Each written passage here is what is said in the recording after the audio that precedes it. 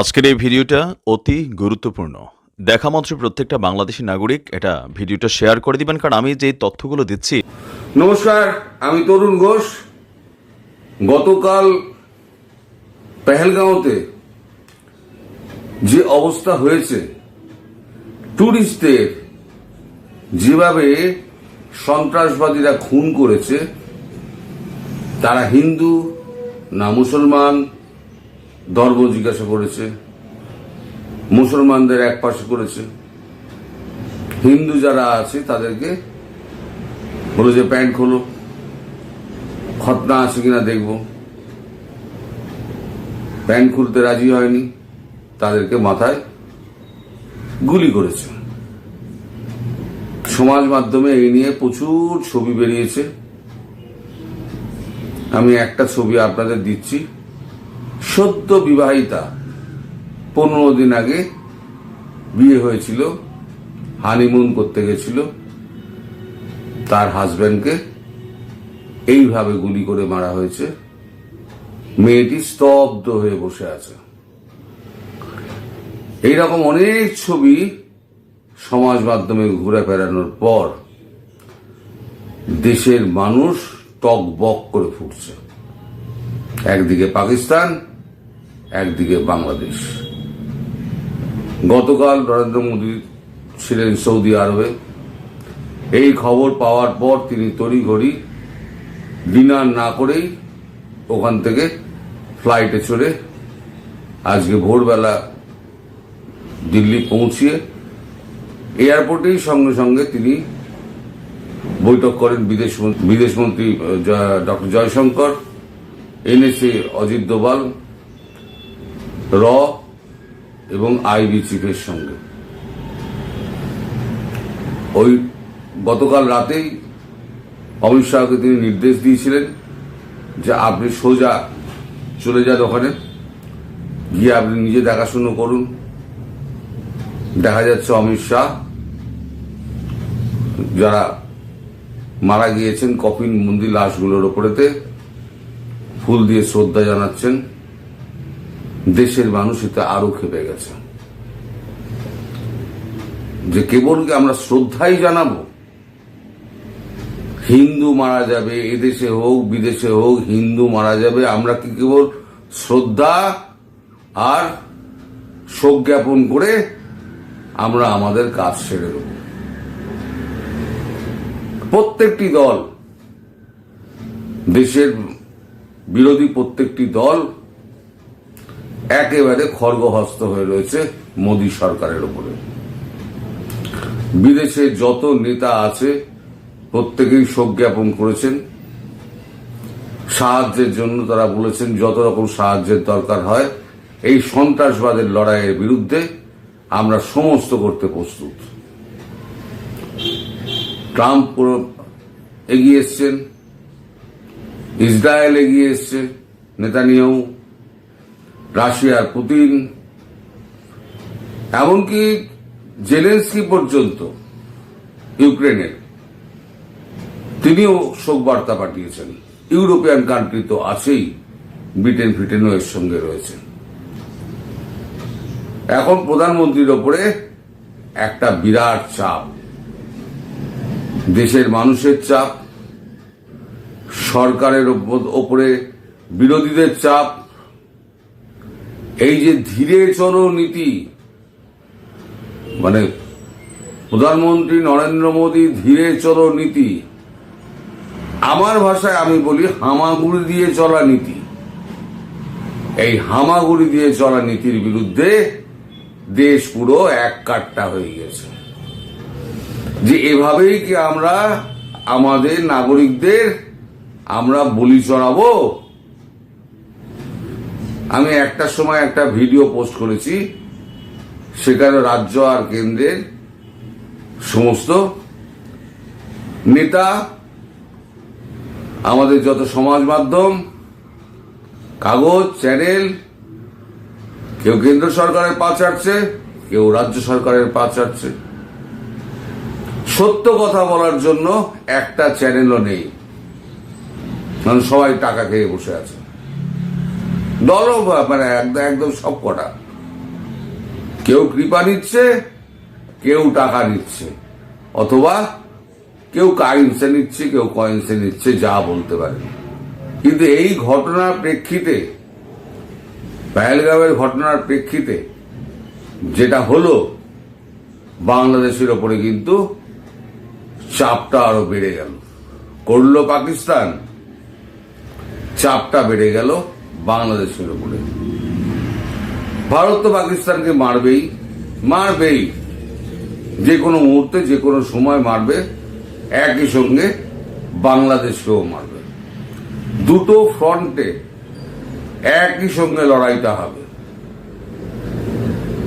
Putin, রাশিয়ার president, তিনি একটা প্রস্তাব পাঠিয়েছিলেন যে সৈন্য সাহায্য দরকার হলে আমরা সৈন্য সাহায্য দেব, আমরা দুটি ফ্রন্টেই লড়ুন। ভারত বলেছে যে আমাদের কারোর সাহায্য দরকার নেই, আমরা দুটো ফ্রন্টে আমরা লড়াই করার জন্য প্রস্তুত আছি, দরকার হলে আপনি সমুদ্রপথটা একটু দেখে নেবেন।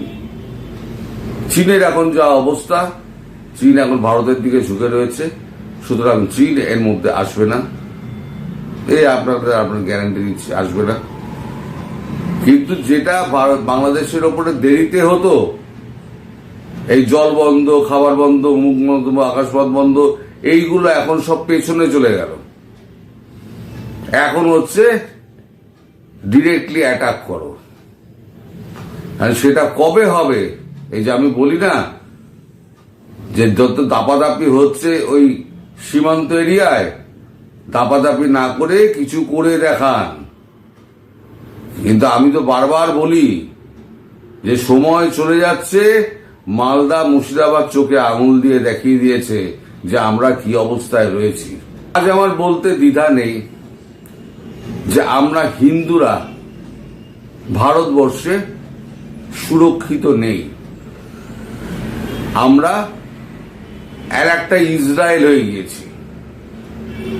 আমাদের চারপাশে সমস্ত দেশগুলো হয়ে গেছে শত্রু, এবং তারা হিন্দুত্ব বিরোধী। এই হিন্দুত্ব বিরোধী যারা আছে, তাদের সমুচিত শিক্ষা নিতে গেলে আমাদের কড়া হাতে দমন নীতি পালন করতে হবে। সেটা আমাদের প্রত্যেক দেশের প্রত্যেকটা রাজনৈতিক দল এই ব্যাপারে কিন্তু একমত। সেটা আপনি যে কোনো রাজনৈতিক দলকে বলুন। কংগ্রেস তো পুরো একেবারে খাপ্পা হয়ে রয়েছে। কংগ্রেসের আমলেও কিন্তু হয়েছে, এখন খাপ্পা হলে হবে না। বোম্বে অ্যাটাক থেকে আরম্ভ করে আপনার পার্লামেন্ট অ্যাটাক পর্যন্ত সবকিছু হয়েছে। কংগ্রেস শুধু 10 ইয়ার দিয়ে ছেড়ে দিয়েছে। আজকে রাহুল গান্ধী আজকে বিরোধী মঞ্চে বসে আছে বলে আজকে রাহুল গান্ধী বড় বড় কথা বলছেন। কংগ্রেস আমলে সব থেকে বেশি ক্ষতি হয়েছে কিন্তু ভারতবর্ষের, সব থেকে বেশি। চীন প্রায় 32,000 কিলোমিটার নিয়ে চলে গিয়েছে জওহরলাল নেহরুর আমলে। তখন থেকে আমরা অত্যাচার সইছি।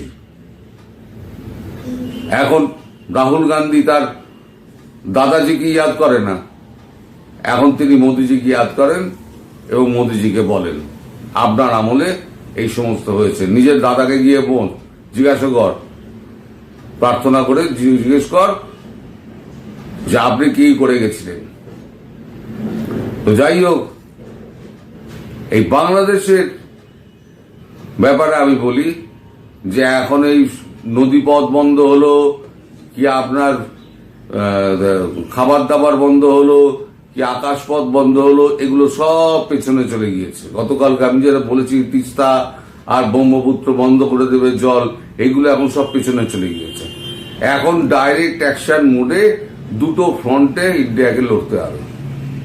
একটা হচ্ছে পাকিস্তান ফ্রন্ট, আর একটা হচ্ছে বাংলাদেশ ফ্রন্ট। এবার কে গুলি খাবে কে গুলি খাবে না ভারতবর্ষ দেখবে না। অন্তত ভারতবর্ষের জনগণ চাইছে এই জিনিসটার একটা ফয়সালা হোক, সুষ্ঠু ফয়সালা হোক। যে কটা হিন্দু বেঁচে আছে, যে কটা ভালো মুসলমান বেঁচে আছে, সে কটা অন্তত বাঁচুক। কি আছে ভারতবর্ষের এই যে আকাশ থেকে আরম্ভ করে ত্রিশূল অব্দি, ব্রহ্মোস, এই সমস্ত মিসাইল রেখে আমাদের লাভটা কি হচ্ছে? আমরা ঘরের মধ্যে আমরা কি ওগুলো কি বাজি ফাটাবো? আমরা শয়ে শয়ে মিসাইল তৈরি করছি বিভিন্ন রেঞ্জে, কোনোটা 8,000 কিলোমিটার, কোনো 10,000 কিলোমিটার, কোনো 100 থেকে 10,000 কিলোমিটার অব্দি মিসাইল বানিয়ে রেখে দিচ্ছি, অথচ আমার দেশের মানুষ মরছে। এ কোনো যুক্তি আছে?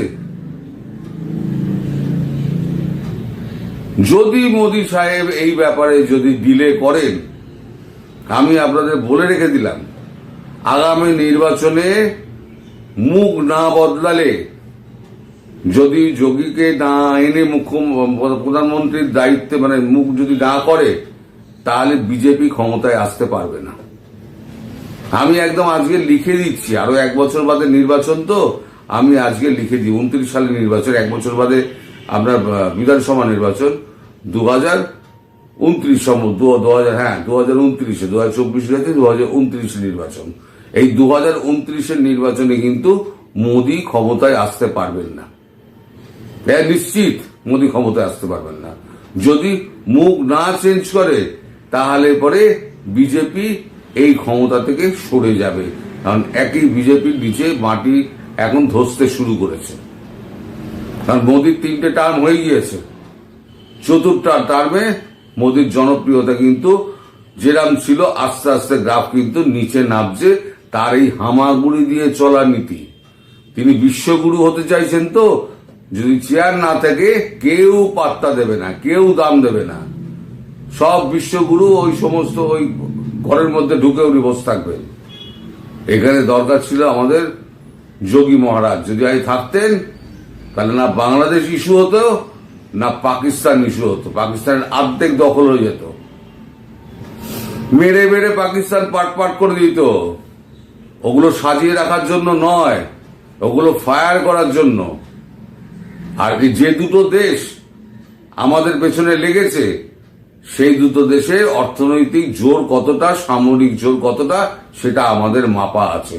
তবে আমরা কেন হাতে হাত দিয়ে হামাগুড়ি নীতি দিয়ে চলবো, এই নিয়ে কিন্তু এখন আমাদের ভারতবর্ষ কিন্তু উত্তাল হয়ে রয়েছে। বিশেষ করে যেভাবে নিরাপরাধ এই পর্যটকদের মারা হয়েছে, এর আগে তীর্থযাত্রী মারা হলো, তখনও কিছু হলো না।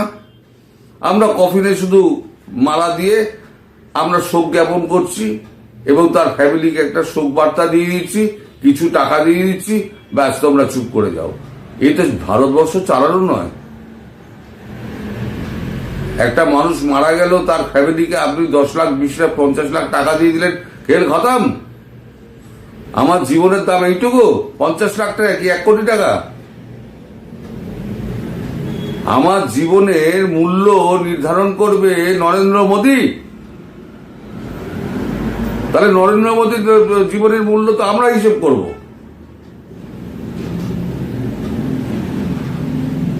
এই যে আমি আজকে বলছি, দেখবেন কত নরেন্দ্র মোদীর কত ভক্ত, তারা আমার এখানে এসে তারা নানান রকম মন্তব্য করে যাবেন। আমি তাদেরকে প্রশ্ন করতে চাই, এই যে 24-25 জন বলা হচ্ছে, আসলে ফিগারটা অনেক বেশি, অনেক বেশি। কারণ প্রথমে তাদেরকে আলাদা বাছা হয়েছে, প্রত্যেককে গুলি করা হয়েছে, তারপর ব্রাশ ফায়ারিং করা হয়েছে। ব্রাশ ফায়ারিং করে তারা নিশ্চিন্তে বেরিয়ে গিয়েছে। যেখানে এত লোক পর্যটক যাচ্ছে, সেখানে একটা সৈন্যবাহিনী ছিল না, একটা সৈনিক ছিল না, এতটাই কনফিডেন্স। কাশ্মীর শান্ত হয়ে গিয়েছে, আপনারা আসুন, পৃথিবীর লোককে দেখাতে হবে যে আমরা 370 ধারা তুলে দিয়ে আমরা কত বড় শক্তিশালী, আমরা কি ভালো কাজ করেছি, পৃথিবীকে দেখাতে গিয়ে তার মূল্য দিতে হচ্ছে কাকে? তার মূল্য দিতে হচ্ছে আমাদের নিরীহ জনগণকে। বাংলাদেশেও দেখুন সেই একই অবস্থা। আমরা ঠেকতে ঠেকতে ঠেকতে ঠেকতে দেয়ালে পিঠ খেয়ে গেছে আমাদের। আমরা শুধু দেখছি যে হিন্দু হত্যা হচ্ছে, নিরাপরাধ আওয়ামী লীগের মানুষগুলোকে মারছে, সামান্য দল করে বলে মারছে, ফাঁসিতে ঝুলিয়ে দিচ্ছে, রক কেটে দিচ্ছে। আমরা বিবৃতি দিচ্ছি, আমরা ডসিয়ার দিচ্ছি, ইউনূস যা করার তাই করে যাচ্ছে। আজ সময় এসেছে আজ অনেক ক্ষোভ দুঃখ নিয়ে আমি এই ভিডিও করছি। আজ সময় এসেছে বাংলাদেশ এবং পাকিস্তানকে সমুচিত জবাব দেওয়ার। এই সমুচিত জবাব দেওয়ার জন্য মোদির ওপরে যে চাপ তৈরি হয়েছে, এই চাপ যদি বজায় থাকে তাহলে মোদিকে অন্তত কয়েকদিনের মধ্যে মোদিকে কিছু করে দেখাতে হবে, আর নইলে নরেন্দ্র মোদির গদি গেল।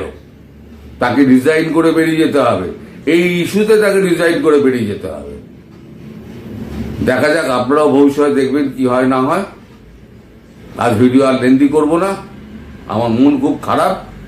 সবাই ভালো থাকবেন, সুস্থ থাকবেন এবং সাবধানে থাকবেন। নমস্কার।